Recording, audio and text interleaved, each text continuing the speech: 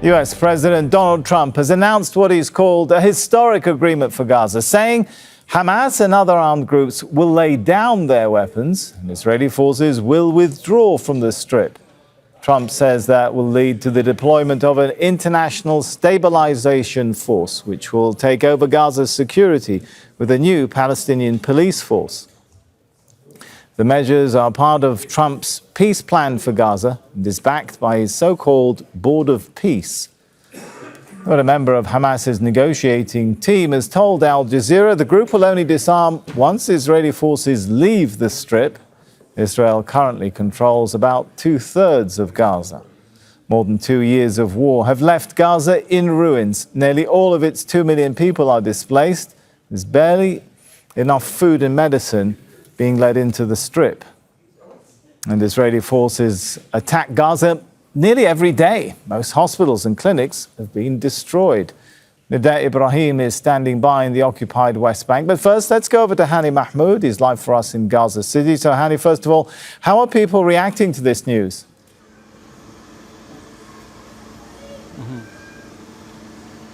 Sami, the reaction so far here across the Gaza Strip is one of cautious hope, but deep skepticism. What we're talking about here, what we're referring to is after nearly 3 years of war, people have heard many times repeated statements, repeated announcements about political breakthrough, only to see them collapse or failed to make any meaningful change on the ground. And that was very obvious last night from the minor reaction that we had from people. People were worried much about the hot weather and sleeping inside very hot tents here. Most people spend their times outside on the sidewalk just to have a little bit of breathe given the hot weather these days. The immediate concern for many of the people here, including myself here, is not about the political details of disarmament here or governance, rather about will the bombing continue? Will people be able to walk down the streets, go visit each other without the constant fear of being attacked by the drone?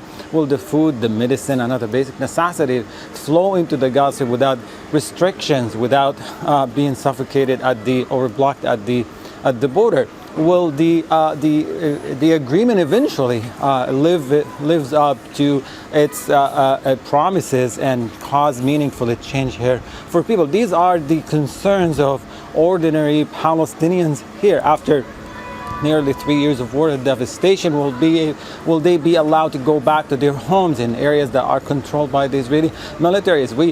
We see people every day, we talk to them, and that's the common thread that they share with us. There is little about politics and about what's going on behind the closed doors and negotiations in Cairo or elsewhere, because here they're very, very private life here being affected by what's going on, and they need to see an actual change to it. Stay with us, Hani. Let's go over to Nida Ibrahim. She's in the occupied West Bank for us. So this agreement is to set up another body to govern Gaza. How does the Palestinian Authority see this agreement?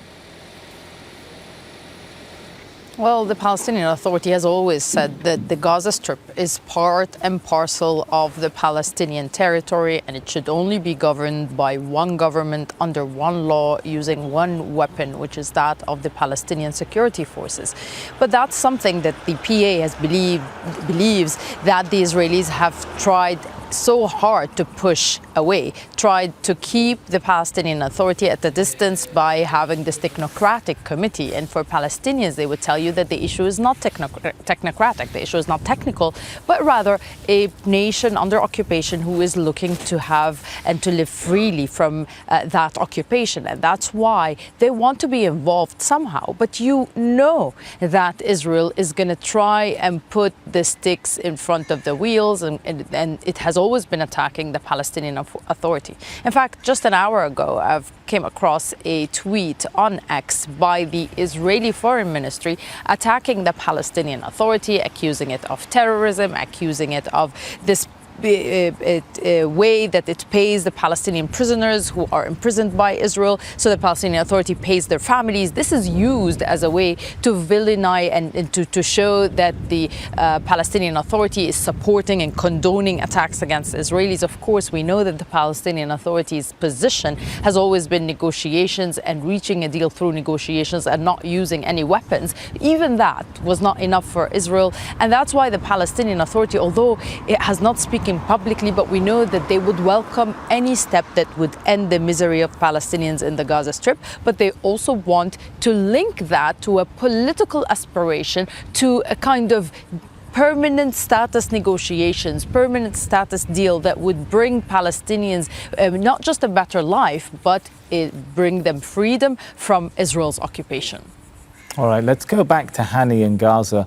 So, Hani, how much agreement does there appear to be at this point on sequencing of the stages, enforcement mechanisms, some of the key things that could actually make this happen?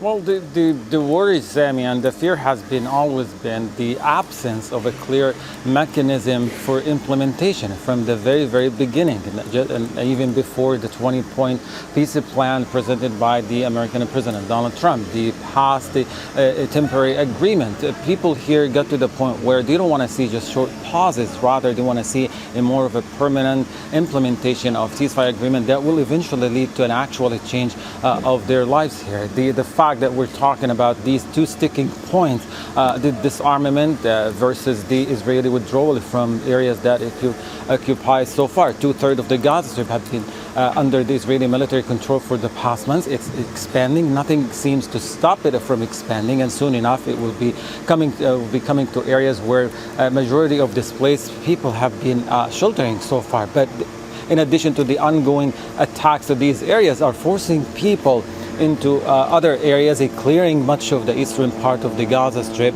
which translates automatically into expansion of the Yellow Line area, even the adjacent area of this. So there isn't an actual force here or mechanism to stop this from happening.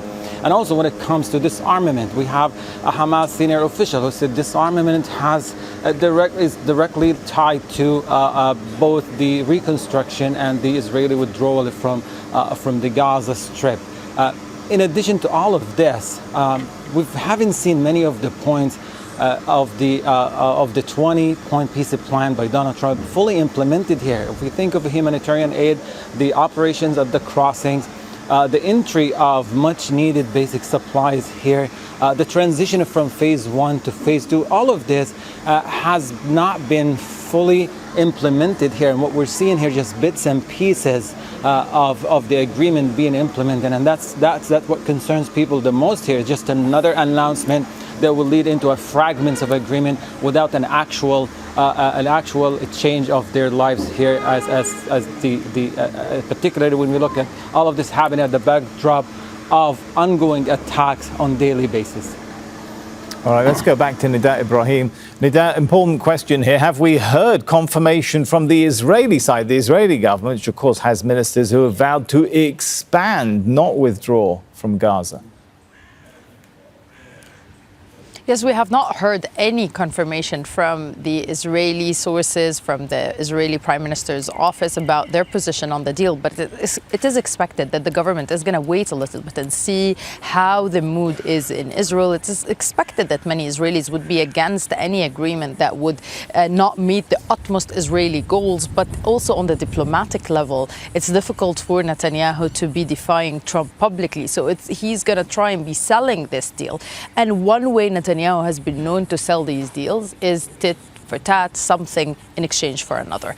And what we expect him to do is to expand and extend the illegal Israeli settlements in the occupied West Bank, because he could not fulfill, at least until now, the dreams and the aspirations of many Israelis, including ministers who wanted to settle and bring more illegal Israeli settlements into not just the West Bank, but now into Gaza. And that's something that Netanyahu has been known to do. Okay, give me Gaza, I'll give you the West Bank. Bank. And we've already been seeing the level of expansion of illegal Israeli settlement outposts under the protection of the army. Yes, they're not recognized by the government per se, but you see these settlers going in with the protection of the army, building and putting up caravans that ultimately turn into illegal Israeli settlements, dispossessing Palestinians from their lands, building more and more settlements, and basically terrorizing Palestinians day in and day out, so they eventually leave. So it is a very delicate game that Netanyahu is playing, especially that we're talking about elections that are expected towards the end of this year. We are talking about October,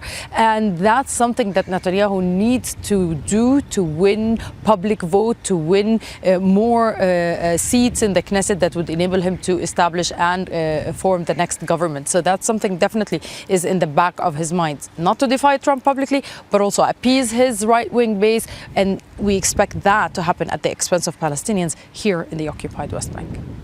Okay, we'll leave it there. Let's thank our correspondents, Nida Ibrahim in the occupied West Bank and Hani Mahmood in Gaza City.